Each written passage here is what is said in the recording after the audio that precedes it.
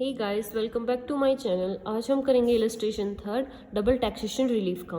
Naveen, an individual resident retired employee of a Parishar Bharati, age 61 years, is a well-known domestic driving income of 1,37,000 from theatrical works played abroad. Tax of 13,700 was deducted in the country where the plays were performed. India does not have any double taxation avoidance agreement under Section 90 of Income Tax Act 1961 with that country. His income in India amounting 5,10,000. In view of tax planning, he has deposited 1,50,000 in Public Provident Fund and paid contribution to approved pension fund of LIC 32,000. He also contributed 28,000 to central government health scheme during the previous year and gave payment of medical insurance premium of 40,000 to ensure the health of his father, a resident aged 84 years, who is not dependent on him. Compute the tax liability of Naveen for the assessment year 2021. अब इसमें हमें पहले उसकी total income निकालनी है, जो हम कैसे निकालेंगे देखिए। ये रफली करके दिखा रही हूँ आपको, जैसे नोटबुक में दे रखा है वैसे प्रेजेंटेशन रखना है। टोटल इनकम पहले उससे इंडियन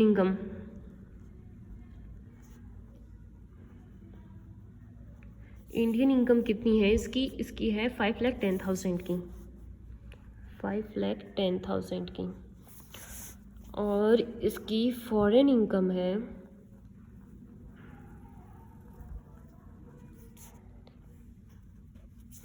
1,37,000 की।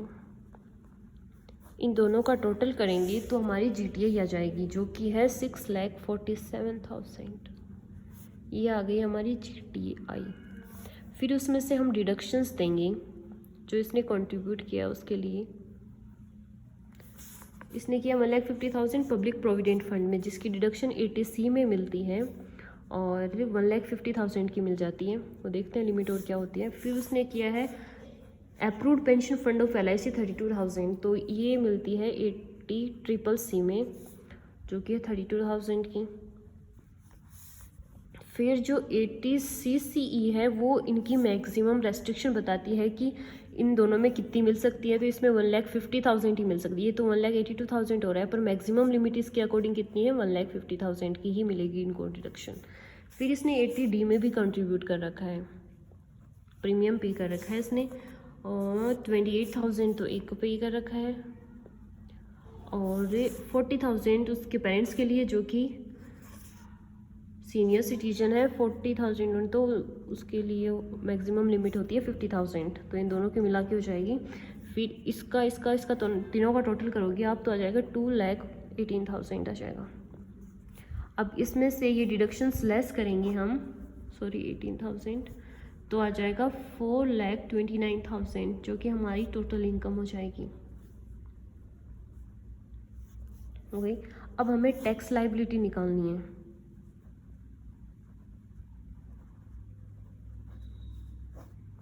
टैक्स लाइबिलिटी निकालनी है। अब ये खुद क्या है, 61 ईयर्स एज का है, तो मतलब सीनियर सिटीजन है, तो उसके लिए होती है 3 लाख स्लैब रेट लगेगी, 3 लाख एग्जेम्प्ट होते हैं।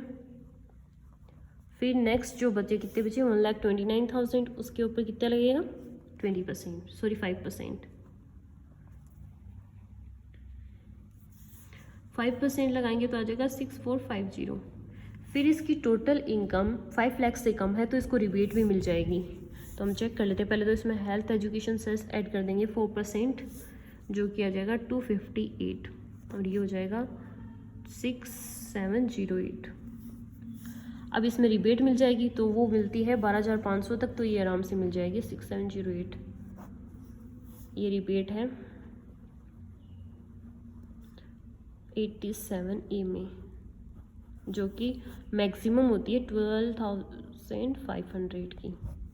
और जब टोटल इनकम 5 लाख से कम हो तो ये रिबेट मिलती है, तो इसको रिबेट मिल जाएगी, तो इसकी टैक्स लाइबिलिटी नील हो जाएगी।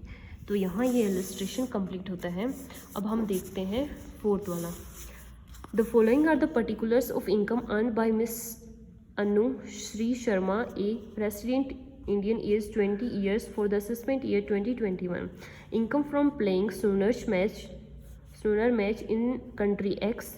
Tax paid in country X. Income from playing snooker tournaments in India, or life insurance premium paid, medical insurance premium for father 62 years paid through credit card. फिर compute his total income and tax liability for the assessment year 2021, there is no double taxation avoidance agreement between the country X and India. तो हमें इसमें पहले इसकी total income निकालनी है, इसकी total income निकालनी है इंडिया और फॉरेन दोनों से।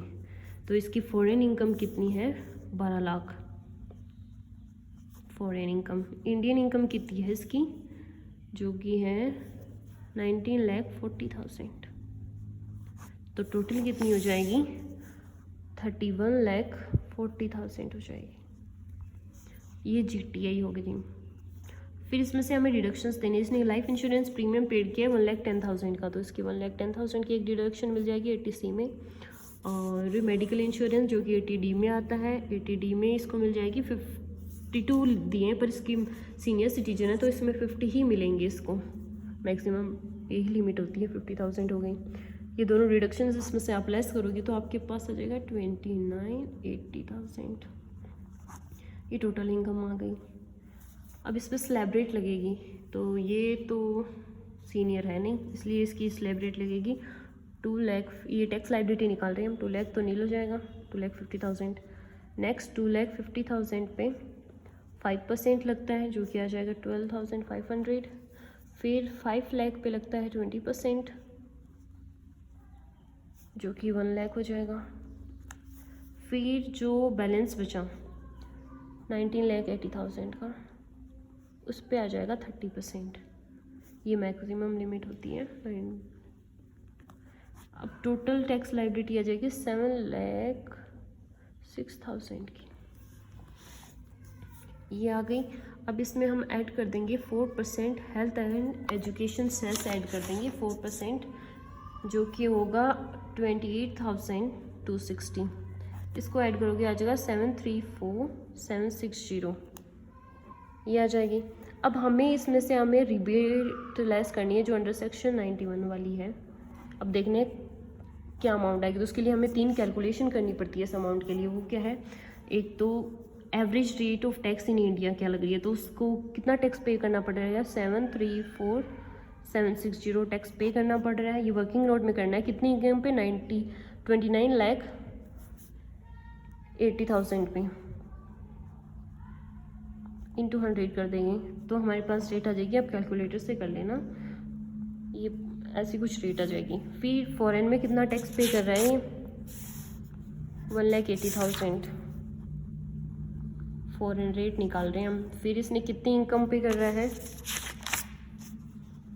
12 लाख पर 12 लाख पे कर रहा है, इंटू 100 कर देंगे तो आ जाएगी 15। अब इन दोनों में जो भी कम है उसको फॉरेन इनकम से इंटू कर देंगे, तो इन दोनों में से कम है 15% और फॉरेन इनकम है 12 लाख।